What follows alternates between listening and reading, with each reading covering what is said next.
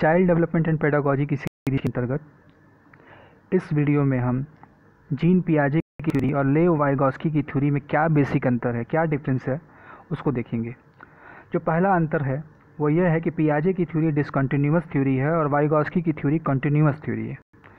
और आसान करते हैं, डिसकंटिन्यूअस थ्योरी का मतलब ये है कि जो सिद्धांत होता है वो स्टेजों में बटा होता है, और कंटिन्यूअस थ्योरी का मतलब ये होता है कि वहाँ कोई स्टेज नहीं होती, किसी प्रकार का स्टेज का वर्णन नहीं मिलता है।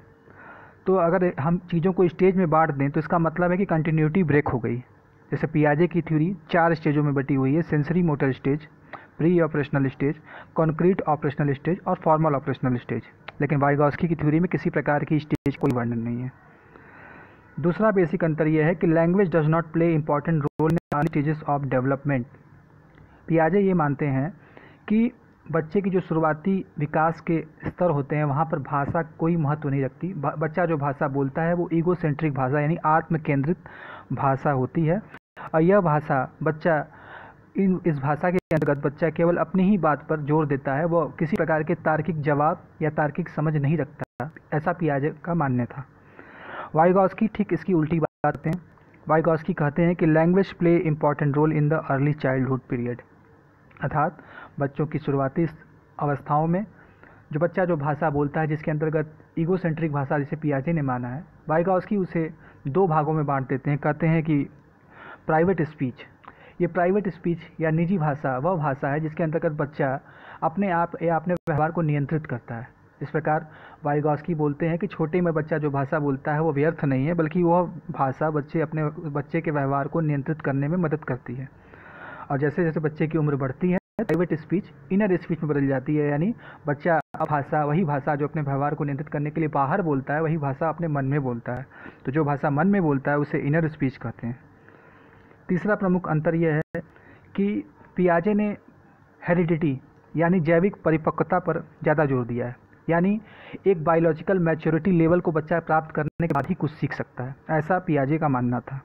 जबकि वाइगॉस्की ये मानते हैं कि बच्चे के चारों ओर का जो पर्यावरण है यानी एनवायरनमेंट, उस पर उन्होंने जोर दिया है कि बच्चा जिस माहौल में रहता है, जिस पर्यावरण में रहता है, जिस संस्कृति में रहता है, वो ज़्यादा उसके ऊपर प्रभाव डालती है बजाय कि उसकी हेरिडिटी।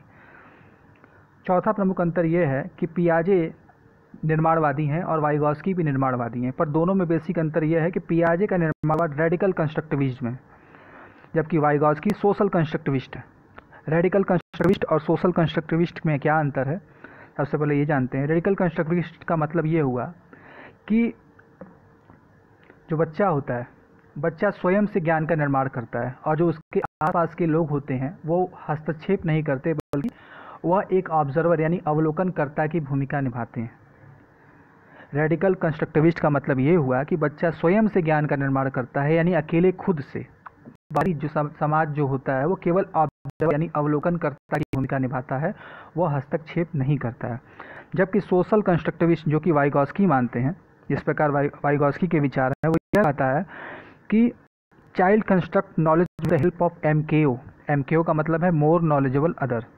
इसका मतलब ये हुआ कि बच्चा अपने आसपास के लोगों से सीखता है। यहाँ अकेले बच्चा ज्ञान अकेले नहीं कर रहा है, बल्कि समाज के चारों ओर के जो लोग हैं, जो उसके पर्यावरण में उपस्थित हैं, वो सभी से बच्चा अंतर्क्रिया करता है और उनके माध्यम से बच्चा सीखता है। एक प्रमुख अंतर और है कि development first occur then learning. पियाजे मानते हैं कि विकास का एक स्तर पहले आता है, यानी कुछ सीखने से पहले एक निश्चित विकास के स्तर को प्राप्त करना जरूरी होता है, अर्थात एक बायोलॉजिकल मैच्योरिटी लेवल होने के बाद ही हम कुछ सीख सकते हैं। जैसे कि पियाजे की स्टेज में आपने देखा कि कॉग्निटिव लेवल जो होता है वो सेंसरी मोटर स्टेज से फॉर्मल ऑपरेशनल स्टेज तक क्रमशः बढ़ता जाता है। इसका मतलब ये हुआ कि हम पहले एक मैच्योरिटी लेवल को प्राप्त करने के बाद ही कोई चीज़ सीख सकते हैं। यानी अगर हम तार्किक परिकल्पना को सेंसरी मोटर स्टेज में सिखाने की कोशिश करेंगे तो बच्चा नहीं सीख पाएगा। इसलिए हम कोई चीज़ सीखने से पहले एक बायोलॉजिकल मैच्योरिटी लेवल को प्राप्त करना जरूरी होता है। जैसे development first occur then learning, जैसा यहाँ लिखा हुआ है।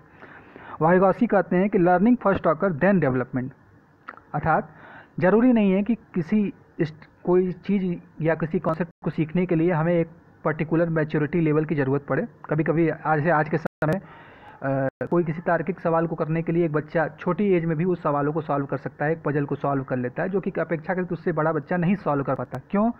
क्योंकि अगर देखा जाए कि मान लीजिए दो बच्चे हैं, एक बच्चे के आसपास का माहौल पर्यावरण उतना अच्छा नहीं है जो कि उसको मोटिवेट कर सके, बल्कि दूसरा एक बच्चा है जिसके आसपास ज़्यादा पढ़े लिखे लोग हैं जो ज़्यादा उससे इंटरेक्ट करते हैं, तो जो जिसके आसपास का पर्यावरण ख़राब है उसके कंपैरिजन में जिसके आसपास का पर्यावरण अच्छा है वो बच्चा जल्दी से पजल सॉल्व कर लेगा, कुछ समस्याओं से निपट सकता है, अच्छे से वो डील कर सकता है उन चीज़ों में।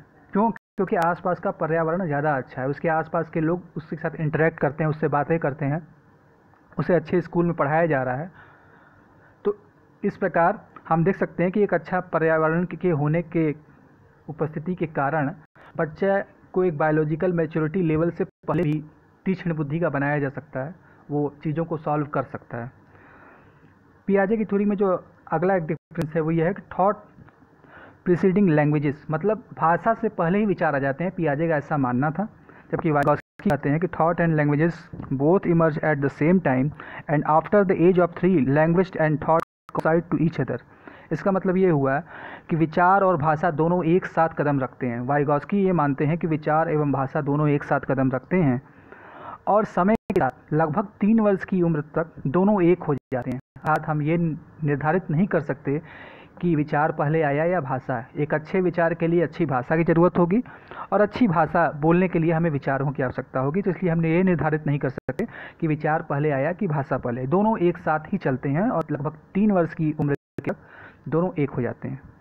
तो ये हमने आज देखा इस वीडियो में कि वाइगॉस्की और पियाजे की थ्योरी में क्या प्रमुख अंतर है। आगे के वीडियो में हम अन्य थ्योरियों पर बात करेंगे। धन्यवाद।